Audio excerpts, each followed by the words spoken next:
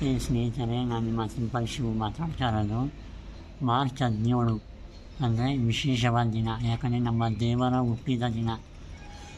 Power star, ನಗುವಿನ ಪರಮಾತ್ಮ, ನಗುವಿನ ಒಡೆಯ, ಕರ್ನಾಟಕ ರತ್ನ ಡಾಕ್ಟರ್ ಪುನೀತ್ ರಾಜ್ಕುಮಾರ್ ಸರ್ ಅವರ 51ನೇ ಹುಟ್ಟುಹಬ್ಬ.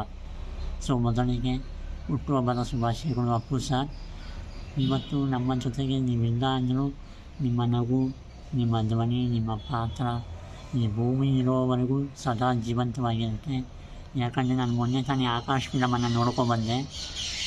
ನಿಮ್ಮ ಪಾತ್ರವನ್ನು ಅಥವಾ ನಿಮ್ಮ ಒಂದು ನಗು ಅಥವಾ ನಿಮ್ಮ ಒಂದು ಲೆಗಸಿಯನ್ನು ನಿಮ್ಮ ಅಭಿಮಾನಿಗಳ ಮೂಲಕ ನೋಡ್ಬೋದು.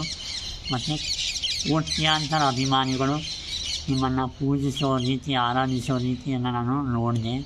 ಸೊ ನೀವು ಎಂದೂ ಹೋಗಿಲ್ಲ. ನಿಮ್ಮ ಅಭಿಮಾನಿಗಳ ಮಧ್ಯೆ, ನಿಮ್ಮನ್ನು ಪ್ರೀತಿಸುವ ಜನಗಳ ಮಧ್ಯೆ ನೀವು ಸದಾ ಜೀವಂತವಾಗಿ ಇದ್ದೀರಾ ಅನ್ನೋದನ್ನು ನಾವು ನೋಡಿಕೊಂಡೆ. ಸೊ ಮತ್ತೊಮ್ಮೆ ನಿಮಗೆ ಹುಟ್ಟುಹಬ್ಬದ ಶುಭಾಶಯಗಳು ಅಂತ ಹೇಳ್ತೀನಿ.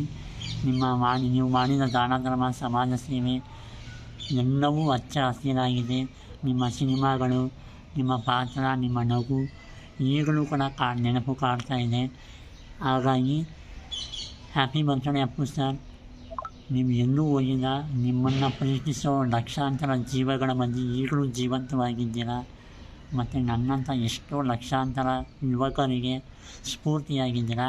ಸೊ ಈ ಮಾರ್ಚ್ 17 ಸ್ಫೂರ್ತಿ ದಿನಾಚರಣೆ, ಇನ್ಸ್ಪಿರೇಷನ್ ಡೇ ಅಂತಲೂ ಕೂಡ ಕರೀತಾರೆ. ಸೊ ಈ ಮಾರ್ಚ್ 17ಕ್ಕೆ ನಾನು ನಿಮ್ಮ ಬರ್ತ್ಡೇಗೆ ಮೊದಲನೇ ಬಾರಿ ರೀಲ್ಸ್ ಶುರು ಮಾಡಿದ್ದೆ ಇನ್ಸ್ಟಾಗ್ರಾಮಲ್ಲಿ. ಆವತ್ತಿನಿಂದ ಈ 1 ವರ್ಷದಲ್ಲಿ ಆದ ಬದಲಾವಣೆನ ನಾನು ನೋಡ್ತಾ ಇದ್ದೀನಿ. ಸೊ ನಿಮ್ಮ ಬರ್ತ್ಡೇ ನನಗೂ ಕೂಡ ಸ್ಪೆಷಲ್ಲು, ಇಡೀ ಕರ್ನಾಟಕಕ್ಕೂ ಸ್ಪೆಷಲ್ಲು ಅಂತ ಹೇಳ್ತಾ ಮತ್ತೊಮ್ಮೆ ಹ್ಯಾಪಿ ಬರ್ತ್ಡೇ ಸರ್.